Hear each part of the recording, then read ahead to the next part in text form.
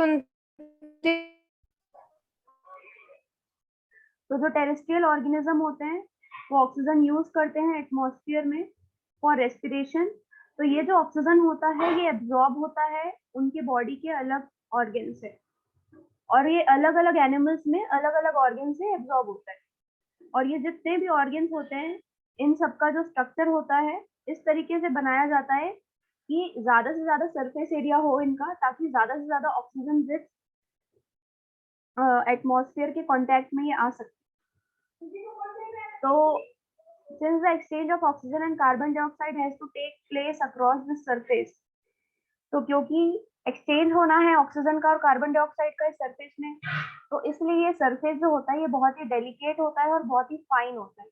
तो इस वजह से इस सरफेस को प्रोटेक्ट करने के लिए ये जो ऑर्गन्स होते हैं इनको बॉडी के अंदर रखा जाता है, ताकि एयर का जो पैसेज हो वो बहुत ही स्मूथली हो अंदर बाहर। ठीक है। In addition there is a mechanism for moving the air in and out of the area where the oxygen is absorbed. उसके साथ ही साथ एक मैकेनिज्म होता है, एक प्रोसेस होता है जिससे एयर जो होती है वो किसी भी ऑर्गेनिज्म के अंदर जाती है। ऑक्सीजन एब्जॉर्ब एयर जो होती है बॉडी के अंदर एब्जॉर्ब होती है, और फिर जो कार्बन डाइऑक्साइड वाली रिच एयर होती है वो बॉडी के बाहर आती है। अब नेक्स्ट पैराग्राफ पढ़ना।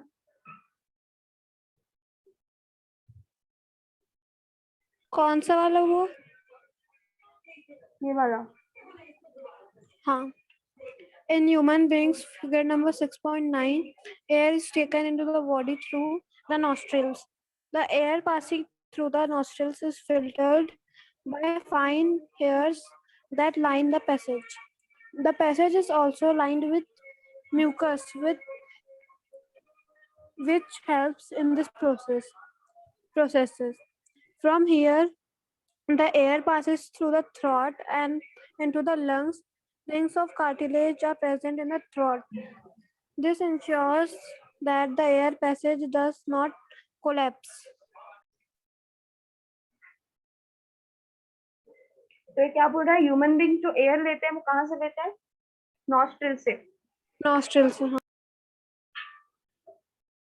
और फिर जो एयर नॉस्ट्रिल से पास होती है उसको वो फिल्टर होती है बाय वेरियस हेयर्स, जो कि हमारे नोज में होती है बहुत सारे हेयर्स। उन हेयर्स का काम क्या है कि उन जो एयर हम लोग ले रहे हैं उसको फिल्टर करना।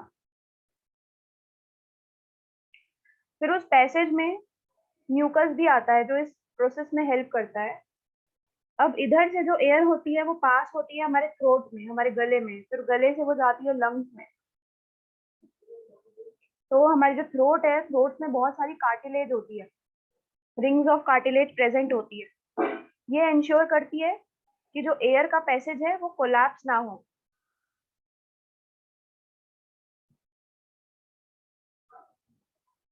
वो जो पैसेज है इसका क्या मतलब है? पैसेज मतलब होता है रास्ता। अच्छा। हाँ।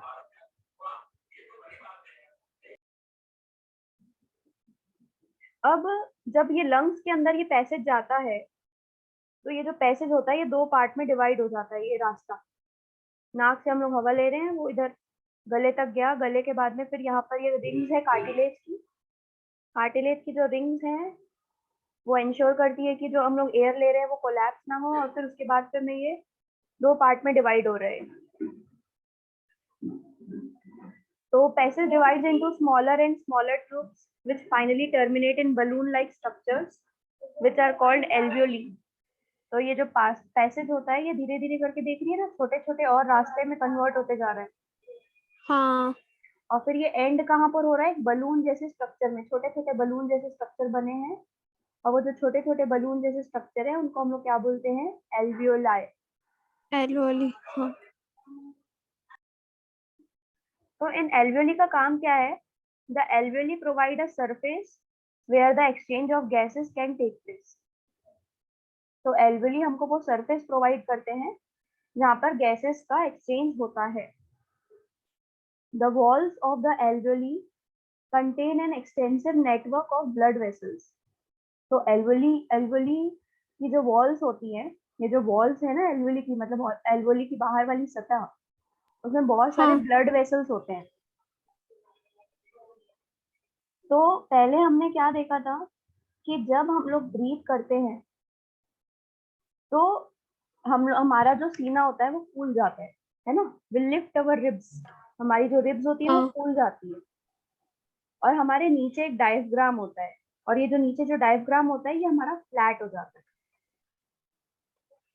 और जो हमारी चेस्ट हाँ। कैविटी होती है वो बहुत ही बढ़ जाती है वो बिकॉज ऑफ चेस्ट कैविटी मतलब कौन सा? चेस्ट कैविटी, मतलब ये पूरा जगह, ये पूरा फूल के अच्छा। बड़ा हो हाँ। जाता है ना जब तू सांस अंदर लेती है। हाँ और तो पूरा क्या 24 इंच की छाती नहीं हो जाती तेरी, 36 इंच की छाती।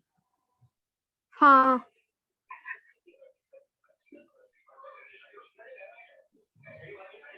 वो गाना है ना, 16 का ढोला 44 हाँ। क्या बोलता है, वही। तो जब सांस लेते हैं तो हमारी जो चेस्ट कैविटी है वो बहुत ज्यादा क्या हो जाती है, फूल जाती है। और जो चेस्ट कैविटी होती है वो बहुत ज्यादा लार्ज हो जाती है।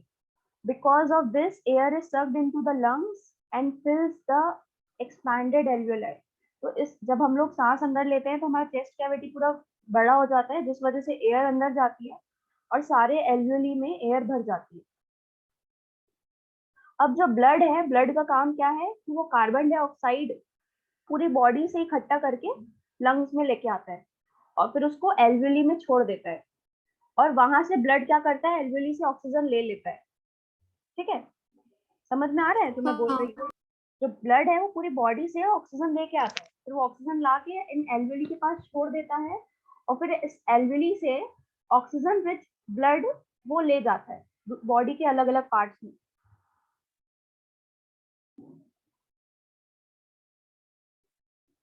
And the oxygen in the alveolar air, मतलब एल्वियोली में जितना भी ऑक्सीजन होता है उस ऑक्सीजन को सबसे पहले वो ब्लड वेसल्स लेती हैं जो कि एल्वियोली के आसपास हैं। ठीक है, फिर वहां से वो ऑक्सीजन ट्रांसपोर्ट होता है हमारी बॉडी के दूसरे दूसरे सेल्स में। तो जब ये ब्रीदिंग साइकिल चलता है, when air is taken in and let out, the lungs always contain a residual volume of air so that there is sufficient time for oxygen to be absorbed and for the carbon dioxide to be released. तो जब भी हम लोग सांस अंदर लेते हैं और सांस बाहर छोड़ते हैं, ऐसा नहीं होता कि जब हम लोग सांस छोड़े तो पूरी की पूरी एयर ही बाहर आ गई हमारी बॉडी से, ऐसा नहीं होता। कुछ ना कुछ रेसिडुअल वॉल्यूम ऑफ एयर जो होती है वो हमेशा हमारी बॉडी के अंदर रहती है, ताकि ऑक्सीजन को सफिशिएंट टाइम मिल जाए हमारी बॉडी में एब्जॉर्ब होने के लिए। When the body size of animal is large, जब बहुत बड़े बड़े एनिमल्स होते हैं तो the diffusion pressure alone can not take care of oxygen delivery to all parts of the body. तो सिर्फ डिफ्यूजन की वजह से ऑक्सीजन जो होता है एक पार्ट ऑफ बॉडी से दूसरे पार्ट ऑफ बॉडी में नहीं जा पाता। Instead respiratory pigments take up oxygen. तो क्या होता है फिर उस केस में, जो रेस्पिरेटरी ऑर्गन्स होते हैं या पिगमेंट्स होते हैं वो ऑक्सीजन लेते हैं एयर से और फिर वो कैरी करते हैं उनको लंग्स में, और फिर वो टिश्यूज में जाते हैं जहां पर ऑक्सीजन की कमी है। ठीक है, in human beings the respiratory pigment is haemoglobin. तो हमारी भी बॉडी बहुत बड़ी है तो इसमें डिफ्यूजन नहीं हो सकता ऑक्सीजन और कार्बन डाइऑक्साइड का। जैसे प्लांट में, हाँ। जैसे प्लांट में डिफ्यूजन होता था ना ऑक्सीजन और कार्बन डाइऑक्साइड का, बाहर से अंदर आता था हाँ। ऑक्सीजन और carbon dioxide diversity of diffusion. पर ह्यूमन बींग्स में ऐसा नहीं हो सकता। तो ह्यूमन बींग्स में भी एक रेस्पिरेटरी पिगमेंट होता है, उस पिगमेंट को बोलते हैं हीमोग्लोबिन। तो इस हीमोग्लोबिन हम्म। में बहुत ज्यादा ऑक्सीजन को खींचने की क्षमता होती है, ऑक्सीजन को अपनी तरफ अट्रैक्ट करने की क्षमता होती है। तो this pigment is present in red blood cell corpuscles. और ये जो हीमोग्लोबिन होता है, ये हीमोग्लोबिन कहाँ होता है, हमारे रेड ब्लड कॉर्पसेल्स में होता है। Sales, corpuscles. ठीक है, carbon dioxide is more soluble in water. जो कार्बन डाइऑक्साइड होता है वो पानी में ज्यादा सॉल्युबल होता है ऑक्सीजन के कंपैरिजन में, and hence is mostly transported in dissolved form in our blood. और इस तरीके से जो कार्बन डाइऑक्साइड होता है वो ज्यादा ट्रांसपोर्ट होता है हमारे ब्लड के। वो रेड ब्लड सेल्स और रेड ब्लड कॉर्पोसेल्स एक ही होता होगा ना? हाँ, आरबीसीज ही बोलते हैं, या तो सेल बोल लो या कॉर्पोसेल्स बोल लो, दोनों सेम। हाँ। अब दूसरा चीज है ट्रांसपोर्टेशन। ट्रांसपोर्टेशन मतलब ब्लड जो है वो ट्रांसपोर्टेशन का काम करता है हमारी बॉडी में। मतलब बहुत सारे minerals, oxygen, food particles, food materials, waste material, इसको एक पार्ट से बॉडी में दूसरे पार्ट में बॉडी का ले जाने का काम किसका होता है? ब्लड का। तो अब हम लोग ने रेस्पिरेशन पढ़ लिया, न्यूट्रिशन पढ़ लिया, अब हम लोग ट्रांसपोर्टेशन पढ़ेंगे कि ब्लड ट्रांसपोर्ट कैसे होता है हमारी पूरी बॉडी में। तो इसके लिए हम लोग को पूरा हार्ट हार्ट से। का स्ट्रक्चर समझना पड़ेगा कि हार्ट का स्ट्रक्चर कैसे होता है, हार्ट से थ्रू ऑक्सीजन कैसे हमारी बॉडी में एंटर करता है, लंग्स में कैसे जाता है। ठीक है। हाँ, तो ये भी बहुत बड़ा चैप्टर है। ट्रांसपोर्टेशन के बाद में ट्रांसपोर्टेशन इन प्लांट्स है, फिर ट्रांसपोर्टेशन इन प्लांट्स के बाद में शायद एक्सक्रीशन भी है, एक्सक्रीशन, और ये एक्सक्रीशन लास्ट टॉपिक है। फिर प्लांट्स में एक्सक्रीशन है, उसके बाद चैप्टर खत्म। ठीक है।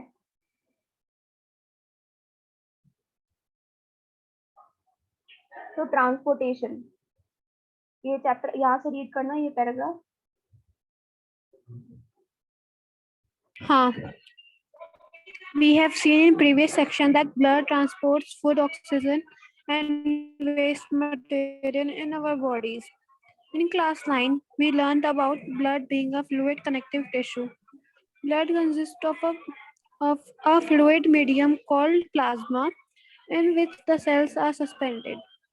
Plasma transports food, carbon dioxide, and nitrogenous waste in dissolved form. Oxygen is carried by the red blood corpuscles. Many other substances like salts are also transported by blood. We thus need a pumping organ to push food around the body, a network of tubes to reach all the tissues and the system in place to ensure that this network can be repaired if damaged.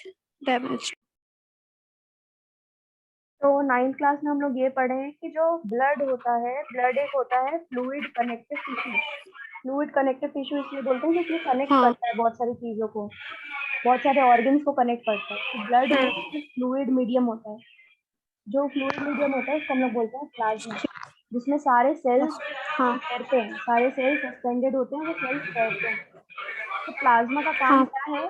कि food को, carbon dioxide को और nitrogenous waste को dissolved form में transport करता है एक जगह से दूसरी जगह। जो ऑक्सीजन होता है उसको कौन कैरी करता है? उसको रेड ब्लड सेल्स कैरी करते हैं। और बहुत हाँ, सारे जो दूसरे सब्सटेंसेस होते हैं जैसे कि सॉल्ट्स, ये भी ब्लड का ही काम होता है, इसको एक जगह से दूसरी जगह ट्रांसपोर्ट करना। तो अब जब इतना ट्रांसपोर्टेशन हमारी बॉडी में पूरा ऊपर से नीचे तक चल रहा है, तो उस ट्रांसपोर्टेशन को करने के लिए ब्लड को कुछ ना कुछ तो पंप चाहिए होगा ना। जैसे हम लोग कूलर में पानी भरते हैं, तो कूलर में पानी, अगर हम लोग पानी नीचे भरे हैं तो उस पानी को पूरी जालियों में फैलाने के लिए पंप की जरूरत पड़ती है ना, वरना वो पानी ऊपर कैसे हाँ, जाएगा? एक ही जगह। एक ही हाँ, जगह रहेगा। अब हम लोग, हमारी ह्यूमन बॉडी, अगर हमारे अंदर में ब्लड भरा है, तो ब्लड तो ऐसे में ग्रेविटी की वजह से सिर्फ नीचे ही रहना चाहिए, ऊपर कैसे जाएगा ब्लड? तो हाँ, ब्लड को पूरा ऊपर से नीचे तक पूरा सर्कुलेशन करने के लिए पंप चाहिए होता है। तो वो पंप क्या क्या होता है? वो पंप जो पंप करता है ब्लड को हमारी बॉडी में, हार्ट। पंप है हार्ट। हार्ट पंप करता है पूरे ब्लड को हमारी बॉडी में।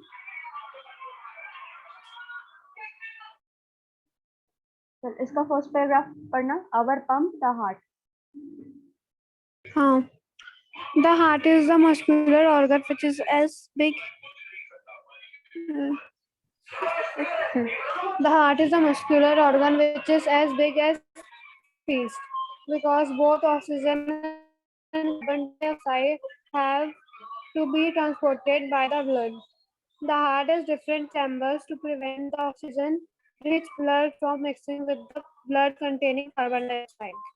The carbon dioxide-rich blood has to reach the lungs for the carbon dioxide to be removed, and the oxygenated blood from the lungs has to be brought back to the heart.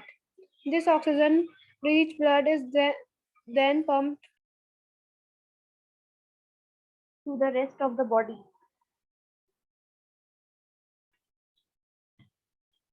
Hello.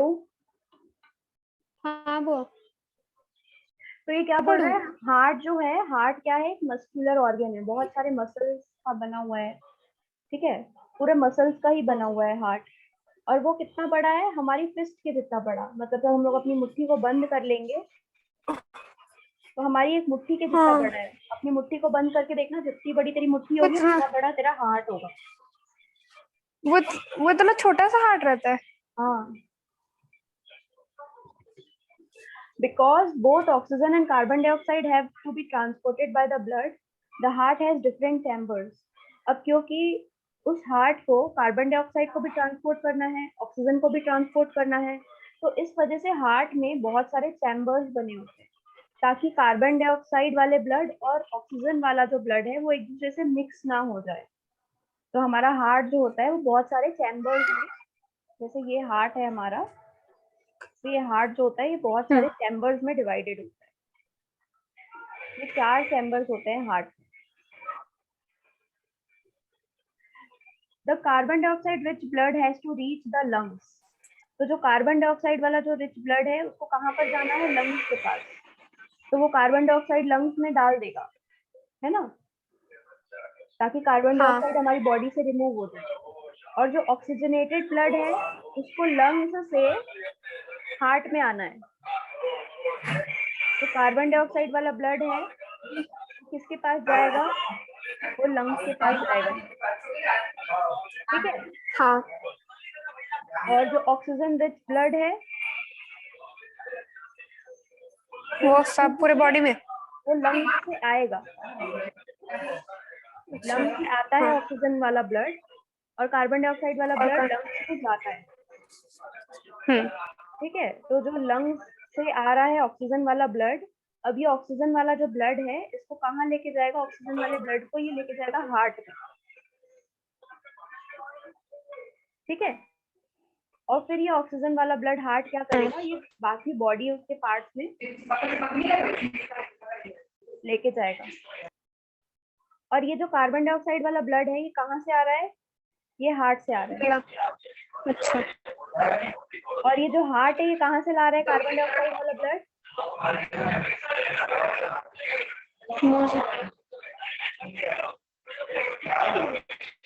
Carbon dioxide वाला blood ये कहाँ से ला रहा है, बाकी body part से।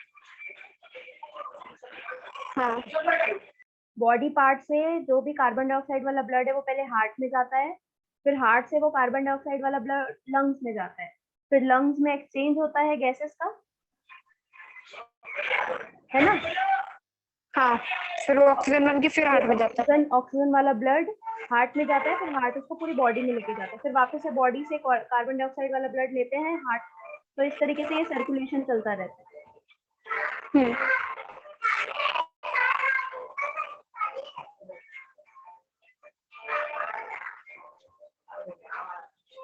ये वाला पढ़ना स्टेप, ये वाला paragraph. We can follow this process step by step. Oxygen rich blood from the lungs comes to the thin walled upper chamber of the heart on the left. The left atrium relaxes when it is collecting this blood. It then contracts while the next chamber, the left ventricle, relaxes so that the blood is transferred to it. When the muscular left ventricle contracts it in its turn, the blood is pumped out to the body. Deoxygenated blood comes from the body to the upper chamber on the right atrium as it relaxes. As the right atrium contracts the corresponding lower chamber, the right ventricle dilates. This transfers blood to the right ventricle, which in turn pumps it to the lungs for oxygenation. Since ventricles have to pump blood into various organs, they have thicker muscular walls than the artery do. Valves ensures that blood does not flow backward when the atria or ventricles contract. तो इसमें क्या बोल रहा है, अब इस step को हम लोग ये जो प्रोसेस जो चल रहा है ब्लड ट्रांसपोर्टेशन का, इसको हम लोग स्टेप बाय स्टेप देख सकते हैं।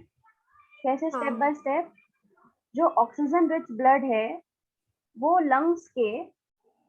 लंग्स में आता है to the thin walled upper chamber of the heart on the left. Chamber. अब ये हाँ हमारा हार्ट है। अब ये हार्ट में 4 चैम्बर बने हैं। तो ये जो लेफ्ट वाला चैम्बर है ये हमारा है लेफ्ट आर्ट्रियम। वो आप कुछ बना रहे हो, दिख नहीं रहा है। दिखेगा थोड़े दिन। लेफ्ट आर्ट्रियम अभी भी दिख रहा है कि नहीं दिख रहा हाँ है? नहीं दिख रहा। वो ये जो बना।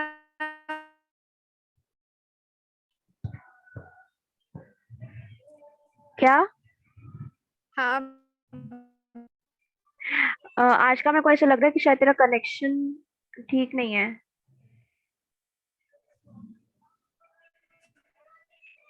अब दिखा। दिख रहा है अब?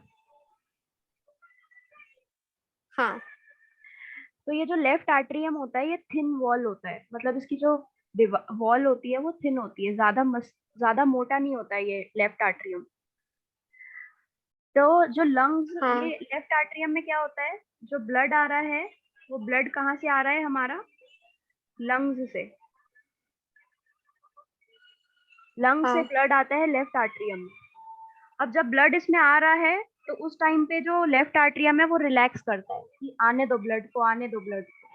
फिर जब इसमें ब्लड आता है उसके बाद फिर ये लेफ्ट आर्ट्रियम क्या करता है, फिर उसके बाद ये कॉन्ट्रैक्ट करता है। कॉन्ट्रैक्ट मतलब जब तू अपनी मुट्ठी बंद करेगी तो वो कॉन्ट्रैक्ट हो रहा है।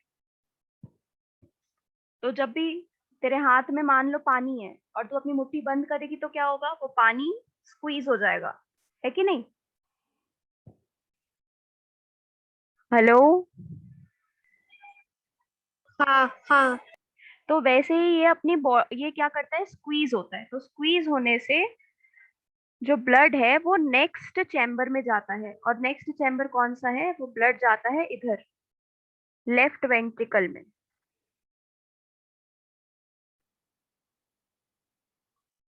जैसे ही लेफ्ट आर्ट्रियम स्क्वीज हुआ, कॉन्ट्रैक्ट होने के बाद जो ब्लड है वो लेफ्ट वेंट्रिकल में जाता है। और जब ब्लड आता रहता है तो हर कोई रिलैक्स करता है। जब उसको ब्लड को भेजना होता है किसी दूसरी जगह तो वो कॉन्ट्रैक्ट करता है।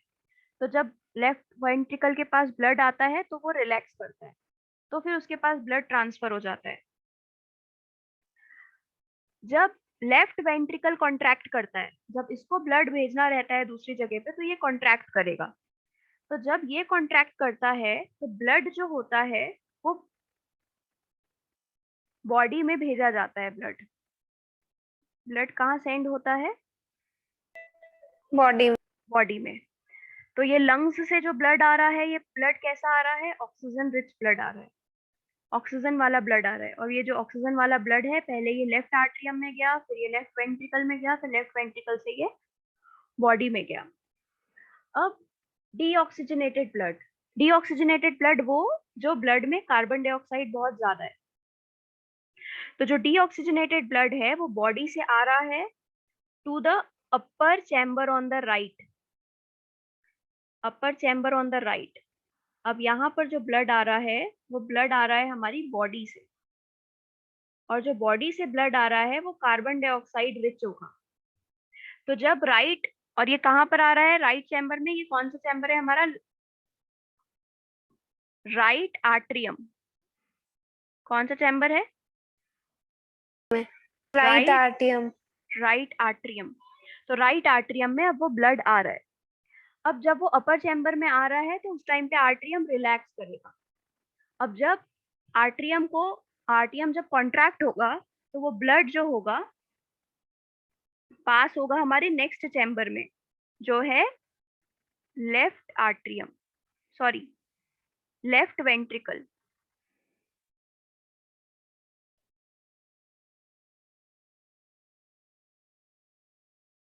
ये कौन सा है? Right ventricle. राइट। वेंट्रिकल। तो ये जब कॉन्ट्रैक्ट किया तो ब्लड हमारा कहाँ गया? राइट वेंट्रिकल में गया। ठीक है। अब जब ये राइट वेंट्रिकल रिलैक्स करेगा, जब इसके पास ब्लड आएगा फिर जब राइट वेंट्रिकल कॉन्ट्रैक्ट करेगा तो जो ब्लड होता है ये कहाँ जाएगा? ये ब्लड, कार्बन डाइऑक्साइड वाला ब्लड आ रहा है बॉडी से, तो अब ये कार्बन डाइऑक्साइड वाला ब्लड कहाँ जाएगा? ये जाएगा लंग्स में, ताकि लंग्स में एक्सचेंज हो सके गैसेस का। फिर गैसेस का एक्सचेंज होगा लंग्स में, फिर वो जो ब्लड है वो लंग से फिर कहाँ आएगा? वापस ऐसे इस तरीके से सर्कुलेशन होता रहेगा। ठीक है। अब ये जो वेंट्रिकल्स हैं, ये दोनों वेंट्रिकल्स, एक ये वेंट्रिकल है और एक ये वेंट्रिकल है, इन दोनों वेंट्रिकल को क्या करना पड़ता है? ब्लड को भेजना पड़ता है बॉडी में और लंग्स में। तो इस वजह से ये जो दोनों वेंट्रिकल हैं, इनकी जो सतह होती है या फिर इनके जो वॉल्स होती हैं, ये बहुत थिक होती है। इनकी जो वॉल्स होती है वो कैसी होती है? थिक, क्योंकि इनके पास बहुत प्रेशर के साथ में ब्लड आता है। जब ये ऊपर वाले चैम्बर कॉन्ट्रैक्ट करते हैं तो बहुत प्रेशर के साथ वेंट्रिकल्स में ब्लड आता है। तो इस वजह से जो वेंट्रिकल्स होती हैं, उनकी जो वॉल्स होती हैं वो थिक होती है। पर जो ऊपर में जो ब्लड आ रहा है, वो आर्ट्रियम में जो ब्लड आ रहा है वो बहुत ही स्मूथली आ रहा है वो ब्लड। तो वो जो ब्लड है, सॉरी, उनकी जो वॉल्स है आर्ट्रियम की, वो बहुत ही थिन होती है। अगर जब किसी चीज को पंप करना होता है पूरी बॉडी में, तो पंप करने के लिए हमेशा हम लोग को बहुत ज्यादा फोर्स लगाना पड़ता है। तो क्योंकि वेंट्रिकल्स जो हैं, वो वेंट्रिकल्स फोर्स कर रही हैं ब्लड को बाहर, हार्ट के बाहर, इस वजह से वेंट्रिकल्स की वॉल्स को थिक होना पड़ेगा। अगर थिक नहीं होंगी तो वो वॉल्स डैमेज हो जाएंगी। और जिनके पास ब्लड आ रहा है, मतलब दोनों आर्ट्रियम, उनकी वॉल्स क्या होती हैं? थिन होती है। इतनी चीज क्लियर हुई? हेलो? हाँ हाँ हाँ हाँ, अब इसमें क्या होता है, ये जो इसके बीच में होती है वॉल्स, ये जो दो चैम्बर हैं, इन दोनों चैम्बर के बीच में होता है वॉल, कि जब ब्लड इसमें इधर पूरा आ गया तो यहाँ पर एक मसल होती है, वो बंद हो जाती है, ताकि वो जो ब्लड है वापस पीछे साइड फ्लो ना कर सके। ठीक है। तो यहाँ पर दो वॉल्स होते हैं, वॉल्व्स, वाल्व्स, वाल्व्स। और ये वाल्व्स का काम क्या होता है कि अगर कोई ब्लड आर्ट्रियम से वेंट्रिकल में आ रहा है, तो वो ब्लड वापस पीछे फ्लो ना हो पाए, तो वो लोग क्या करते हैं, एक मसल से उस पैसेज को बंद कर देते हैं, कि जब ये वेंट्रिकल कॉन्ट्रैक्ट करेगा, जब ये वेंट्रिकल कॉन्ट्रैक्ट करेगा तो ब्लड नीचे अगर जा रहा है तो ब्लड ऊपर भी तो जा सकता है ना वापस। तो ब्लड ऊपर ना जाए, उस वजह से ये वाल्व क्या करती है, अपने आप को क्लोज कर लेती है। इतना क्लियर हुआ?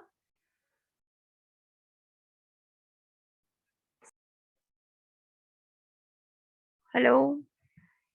हाँ हाँ हाँ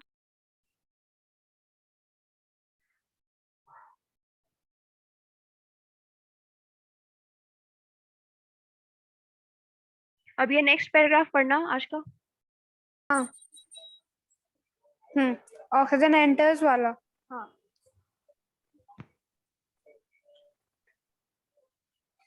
The separation of the right side and the left side of the heart is useful to keep oxygenated and deoxygenated blood from mixing. Such separation, such separation allows a highly efficient supply of oxygen to the body. This is useful in animals that have a high energy needs, such as birds and mammals, which con- constantly use energy to maintain their body temperature. In animals that do not use energy for this purpose, the body temperature depends on the temperature in the environment. Such animals like amphibians or many reptiles have three-chambered hearts that tolerate some mixing of the oxygenated and deoxygenated blood streams. Fishes, on the other hand, have only two chambers to their hearts, and blood is pumped to the gills, is oxygenated there. The passes directly to the rest of the body. Thus, blood goes only one through the heart in the fish during one cycle of passage through the body. On the other hand, it goes through the heart twice during each cycle in other vert- vertebrates. This is known as double circulation. तो ये वो बोल रहा समझ है में आ गया मेरा। पूरा आ गया। कुछ कुछ आया कि इसमें ये बोल रहा है कि जो मैनी और एम्फीबियंस होते हैं उसके 3 और फिश के 2 चैम्बर हाँ, और फिश से जो होता है ब्लड एक ही बार है पास ना। होता है हार्ट से। हाँ, फिश का जो हार्ट होता है उसमें से ब्लड एक ही बार पास होता है, लेकिन जो हाँ वर्टिब्रेट्स होते हैं, वर्टिब्रेट्स वो जिनके पीछे रीढ़ की हड्डियां होती हैं, उनमें जो हार्ट होता है उनको 2 बार साइकिल करना ही पड़ता है।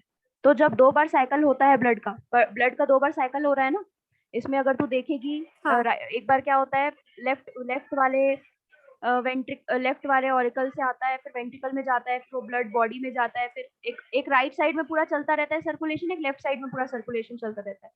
तो जो 2 सर्कुलेशन हाँ चलती है उसको डबल सर्कुलेशन बोल रहे हैं। ठीक है, तो यही बोल रहा था। और वो बोल रहा था कि जो चैम्बर है हार्ट के वो हमेशा एक दूसरे से सेपरेटेड होते हैं। सेपरेटेड इसलिए होते हैं ताकि ऑक्सीजन वाला ब्लड जो है डीऑक्सीजनेटेड वाले ब्लड से मिक्स ना हो पाए। मिक्स ना हो। हाँ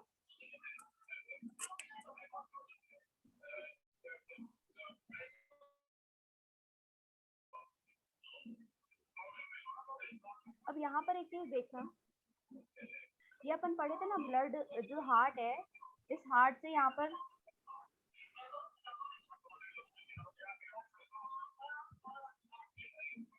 जो ब्लड आ रहा है हमारी उसमें जो ब्लड आ रहा है हमारी बॉडी में, वो ब्लड कौन लेके आ रहा है? Vena cava.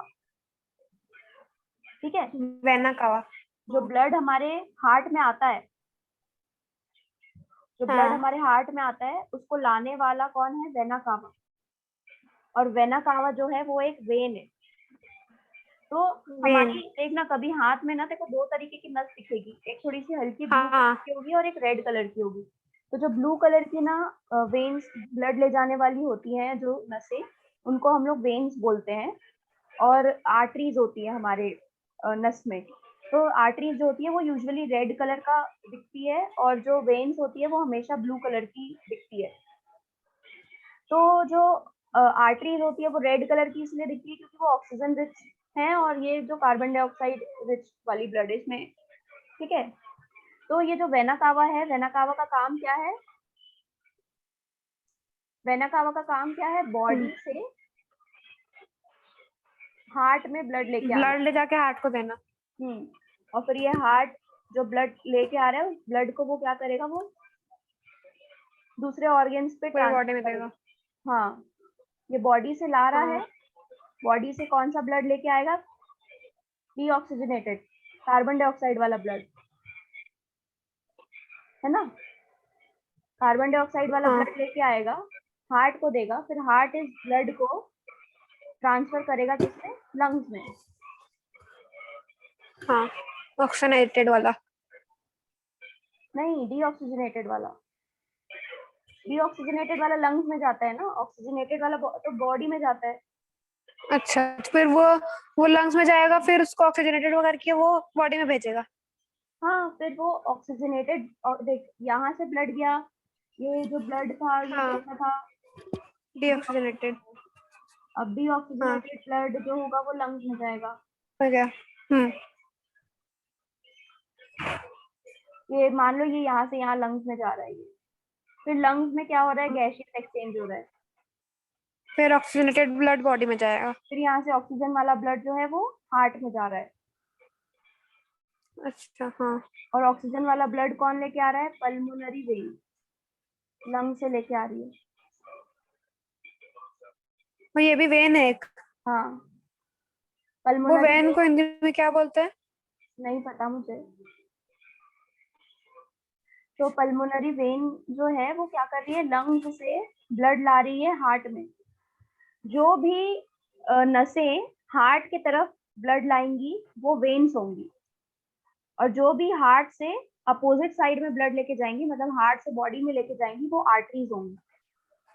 जो आर्टरीज होती हैं वो ब्लड को हार्ट से दूर लेके जाती है, और जो वेन्स होती हैं हाँ। वो ब्लड को हार्ट के पास लाती है। ठीक है, तो अब यहाँ से हाँ। जो डीऑक्सीजनेटेड ब्लड था वो गया लंग्स में एक्सचेंज हुआ, तो अब उधर कार्बन डाइऑक्साइड वाला ब्लड मतलब निकल गया, और यहाँ से फिर ऑक्सीजन वाला जो ब्लड है वो हार्ट में आता है, फिर हार्ट से फिर यहाँ पर से वो आयोटा से बॉडी के अलग अलग पार्ट्स में जाता है। फिर ये अलग अलग पार्ट्स में गया, फिर अलग अलग पार्ट्स में बहुत सारे सेल्स होते हैं, वो क्या करते हैं, ऑक्सीजन ले लेते हैं अपने काम के लिए, और फिर अपना जो वेस्ट कार्बन डाइऑक्साइड होता है वो ट्रांसफर कर देते हैं।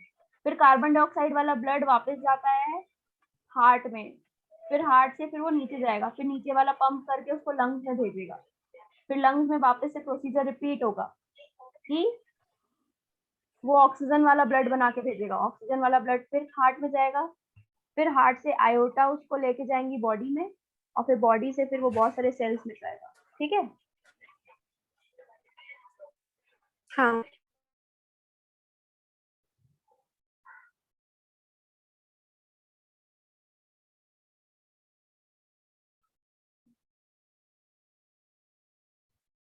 ये पढ़ना, tubes the blood vessels.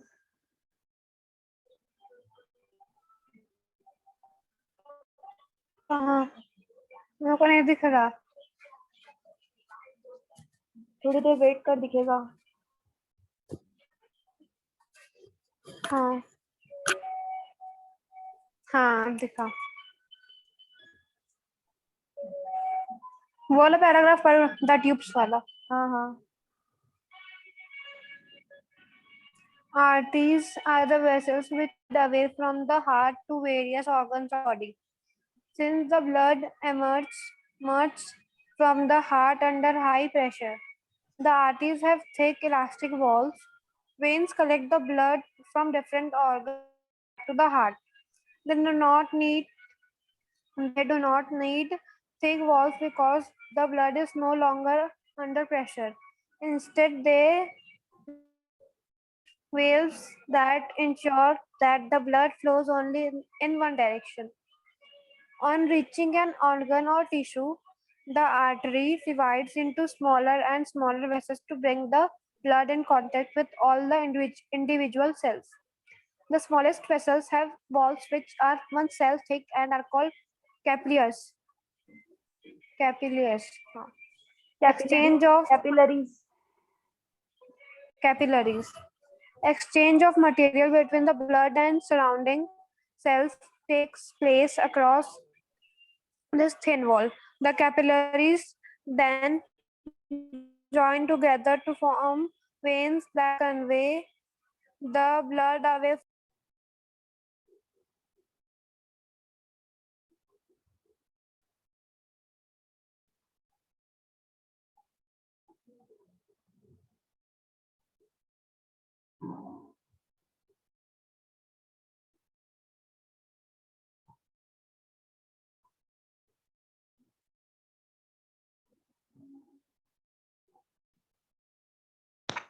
Hello, मेरे को आवाज नहीं आ From रही organ or tissue. हाँ वो, हाँ समझ में आया, हाँ मैं पढ़ ली। आया समझ। कुछ कुछ कुछ समझ आया।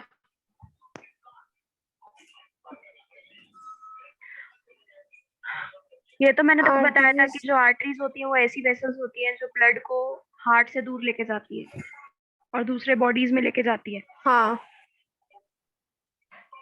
और वेन्स पास जो लेके ब्लड आती है होता वो। है, जो ब्लड हार्ट से निकलता है वो बहुत ही ज्यादा प्रेशर से निकलता है, इसलिए आर्टरीज को थिक होना जरूरी है, थिक और इलास्टिक होना जरूरी है। वेन्स क्या करती हैं, पूरी बॉडी से ब्लड कलेक्ट करती हैं और फिर उसको हार्ट में लेके आती है, तो इस वजह से उनको थिक होना जरूरी नहीं है, हाँ।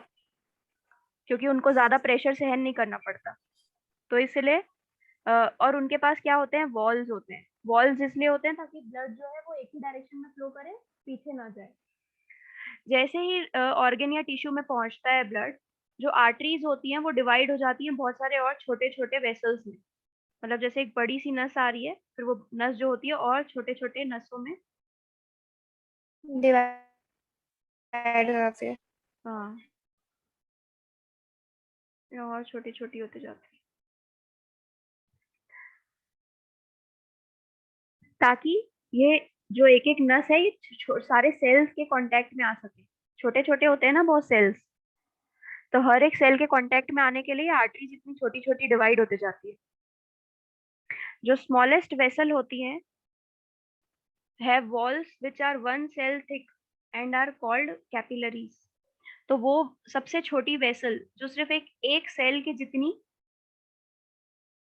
मोटी होती है उसको हम लोग बोलते हैं कैपिलरीज।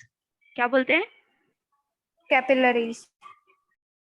तो उन कैपिलरीज में होता है exchange, gaseous exchange carbon dioxide और ऑक्सीजन का, क्योंकि वो एक सेल से जुड़ी हुई होती है। ठीक है, फिर ये बहुत सारी कैपिलरीज वापस से ज्वाइन होती है और बनाती है वेन्स। फिर ये बहुत सारी वो कैपिलरीज कैपिलरीज है क्या? बताई तो, आर्टरीज छोटे छोटे छोटे छोटे में टूटती है और वो छोटे अच्छा छोटे हाँ, फिर पार्ट में कैपिलरीज। टूटती है, हाँ। फिर वो कैपिलरीज बन जाती हैं। और कैपिलरीज जो होती हैं एक सेल के जितनी थिक होती है, और एक सेल कितना बड़ा होता है, बहुत छोटा होता है ना, हाँ। फिर उतनी मोटी होती है कैपिलरीज। तो वहीं पर ही गैसियस एक्सचेंज होता है। फिर वो कैपिलरीज जो होती है वो वापस जुड़ते जाती है और मोटी होते जाती है, और फिर मोटी हो के वो फिर वेन्स बन जाती है। और फिर वेन्स का काम क्या है? ब्लड को हार्ट में लेके जाना। के पास लेके जाना। हाँ। क्लियर हुआ? हाँ। आज के लिए इतना ही पढ़ते हैं, एक बार वीडियो और देख लेना ताकि आज का पूरा चीज समझ में आ जाए। हाँ, वो कल तो नहीं ना क्लास? नहीं, कल नहीं है। हाँ, ठीक है। ओके।